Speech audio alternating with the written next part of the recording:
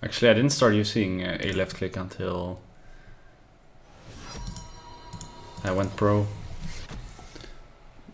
at the end of season 2. Like, I remember when I went to my first event with Fnatic, and I think it was SOAS. Yeah, I'm pretty sure it was SOAS. SOAS and Peke were the ones who were using it. And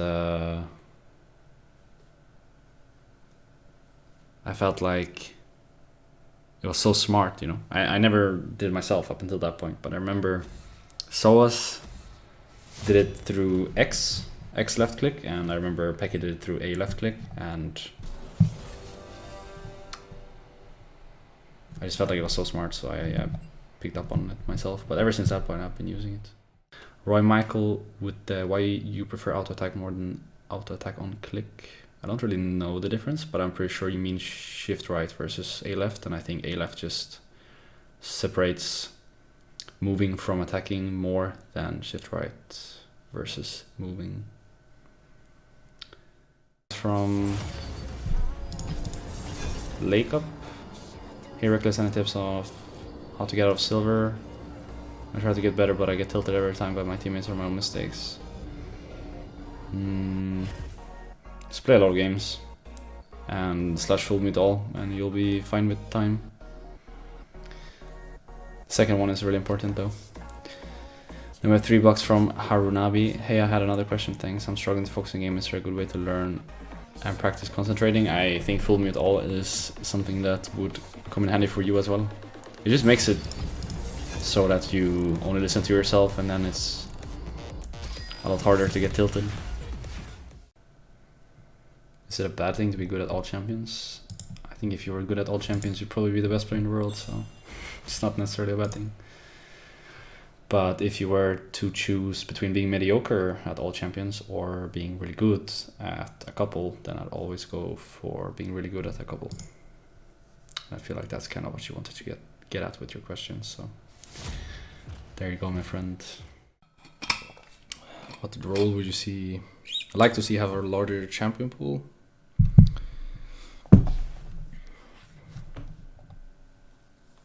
Not sure, maybe my own role, but not necessarily that the champions, not enough champions are viable, but just I wish there were more champions to choose from, because from these there's like only half of them that you can choose from, even though most of them are viable. It's like, if you look at other roles, you know, like top laners can choose from this, some of these probably, maybe some of these as well, and then some of these, and then sometimes when you want to be really spicy, you can even play like a supportive top laner.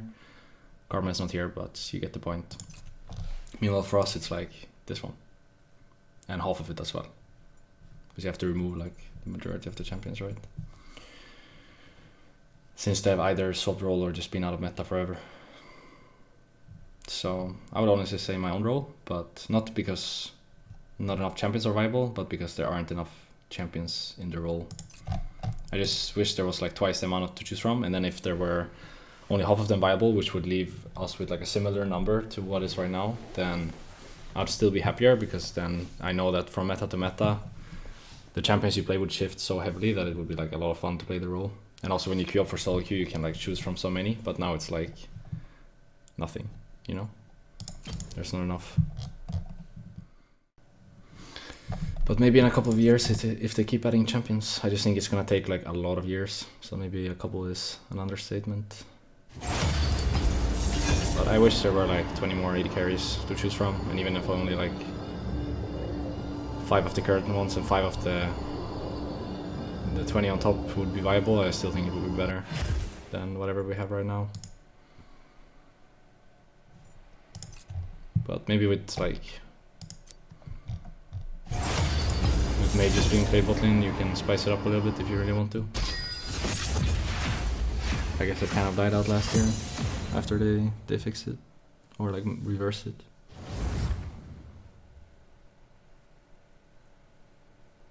So I'm not sure what you can do with the current champions in the game.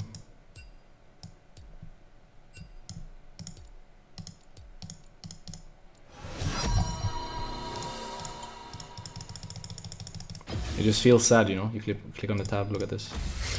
Click top lane, you have these. Click jungle, you have these. Click mid, you have these. Then you click AD and you have this. I guess support is low-key similar, but it just feels sad, you know? To go from this, this, or this to this. But I'm probably biased as fuck as well, since I've actually played the role myself and I'm bored.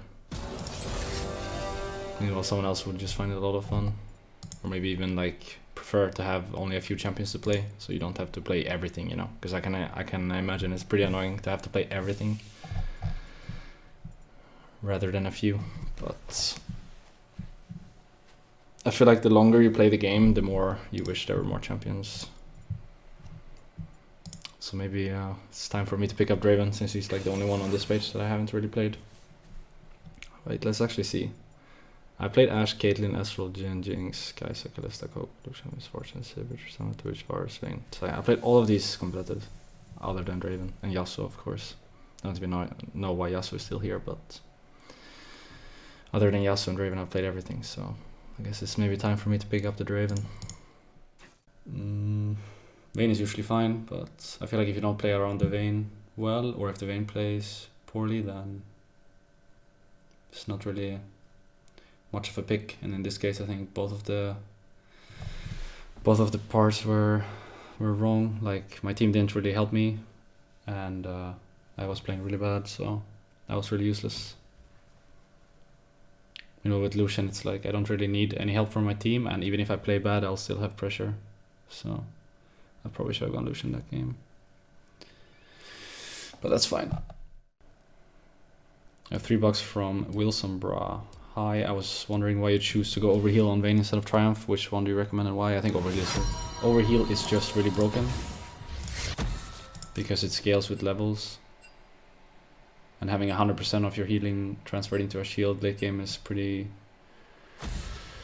nice. I think Triumph is not really a good rune anyway, so even if Overheal was slightly worse, I would still go for it. I mean, I was using Overheal before it got buffed, and even though it got nerfed now, it's still better than the old Overheal, so to speak. So I always kind of take this one regardless of what I'm playing, because the value of this can be so reliable, but the value of this can be so unreliable. But I guess there are moments when Triumph would outweigh Overheal. I just don't see it myself.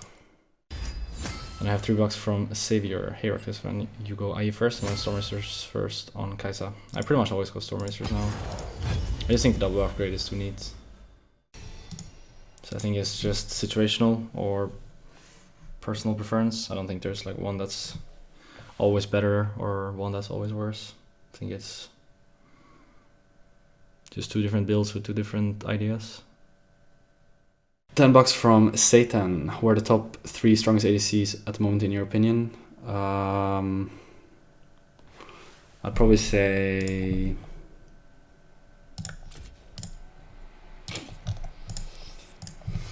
top three. Lucian, Draven, and Kalista maybe, or maybe Vayne instead of Kalista, or Vayne instead of Draven. I'm not sure. Like, Draven is really strong, but unfortunately I have never really practiced him, so I'm still kind of waiting for an off season where I can just spam the heck out of him and have him like stage ready for once, because up until this point in my career I haven't really had him stage ready, unfortunately. So now that he's actually really strong, I feel like I can't use that to help my team, and instead we're struggling with playing against teams and players who use it, like Hans, Attila, Patrick, even Kobe ran it against us. Even like, he's not even a notorious Draven player and he still played it, so if anything that says something about the strength of the champion. Obviously Lucian is up there as well, and then it's up for grabs, I would say, but I would say probably Vayne or Kalista as the third one. Personally I prefer Vayne, but I think Kalista brings more to the early game than Vayne does, and early game is everything right now, so I'd probably say Lucian, Kalista, Draven for the top 3 in no specific order. Maybe Lucian first, Draven second, Kalista third, but I'm not really sure. And then after that, I'll probably say something like Vayne, Tristana.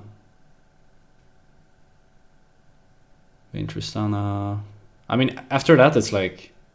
Okay, actually, I would say like the top 4 ADCs right now are like Lucian, Draven, Vayne, Kalista, Kaisa. Top 5, actually. In no specific order. But actually, probably something similar to what I just said. And then after that, there's like a little bit of a gap. And then Tristana, Ashe, Sivir. Like basically all of the crit ADCs are a tier below the non-crit ADCs. Like, people might say Vayne is a crit ADC, but she does not build crit. I mean, at least you don't like abuse crit the same way a Tristana does, or a Sivir does, or a Saya does. And I think that's the reason why she's so strong right now. She just abuses like Blade Guinsoo's. Kaisa abuses Stormracer. Lucian abuses Blade. Draven is just Draven, I guess. Kalista kind of same thing, abuses Blade, Guinsoo's. And you can't really do that on Tristana. You can't really do that on Saya, Sivir. So I'd even put like these 3 below Ashe. I feel like Ashe is actually pretty good, but you kind of need to pair her with Tahm Kench to be played, and Tahm Kench is not that great right now. So even though Ashe is a strong champion, she can't really be played much. So people kind of default to like Tristana, Sivir, Saya. Or at least I do, if the top 5 aren't available. But I think it's a little bit different for competitive than solo queue. Like, most of the stuff that I mentioned is solo queue related, because in competitive the games are longer and you can actually plan around champions more specifically. So like, for example, with Vayne, you're kind of not really strong in the early game, but against Splice we planned a level 2 gank, and that made me strong in the early game. So it's a little bit different when it comes to competitive versus solo queue, but I think raw early game power is really good in solo queue, and even on stage it's pretty good, because it's like hard to stop people from snowballing now, or hard to come back in general if enemies were to snowball. So people put a lot of priority on getting strong lanes, and I feel like the top 5 is, or like maybe Lucian, Draven, Kalista, the top 3 is like the strongest laners, and then you have Kaisa, Vayne with the early power spikes, and then Saya, Sivir, Tristana with a little bit of a later power spike. So it all kind of like gets put in tiers of how strong they are early game. So whatever you find that you're good at, and whatever you find the strongest in the early game, I would say is your way to go. Thanks though. And thanks 11 for the $3 as well. I think Xmat is pretty good. We scrimmed against him a lot, and I feel like he's always performing well, so if anything, actually the entire team is pretty good. But enough from me today. I'm gonna go now. So